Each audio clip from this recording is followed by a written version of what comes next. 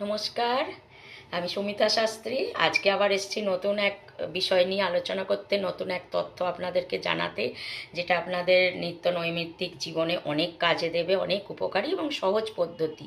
তো সেরকমই একটা হচ্ছে যে বর্তমানে দেখা যায় মানুষের অর্থনৈতিক অবস্থাটা খুবই মানে একটু আনস্টেবল, কখনো ভালো কখনো খারাপ, সেটা তো একটা গেলই। অনেকের আছে ভালো হচ্ছেই না, ক্রমশই খারাপ খারাপ খারাপ হতে হতে একদম তলানিতে গিয়ে ঠেকছে। এই রকম যদি কারোর ঘটনা ঘটতে থাকে তো তারা মানসিকভাবে কষ্ট পাবেন না, তারা এই টিপসটা করুন আপনারা কিন্তু, এবং বিশ্বাস রেখে করবেন, তাহলে কিন্তু আপনারা অনেকখানি উপকার পাবেন।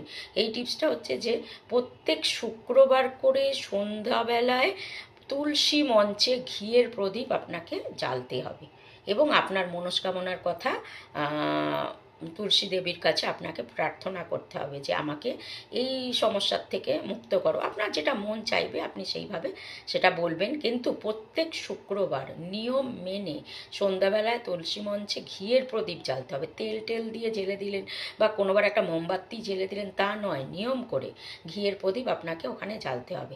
এবার যদি মাটির প্রদীপে ঘি দিয়ে জ্বালেন তাহলে কিন্তু সেই প্রদীপ জলে ভাসিয়ে দেবেন, সেটা আর রাখবেন না, দ্বিতীয়বার আর জ্বালবেন না।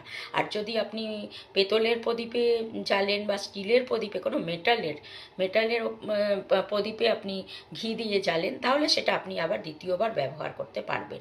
তো এই নিয়মটা আপনি পালন করুন, দেখুন আপনারা, কথা দিচ্ছি ভালো থাকবেন, সুস্থ থাকবেন। আজকের মতন শেষ।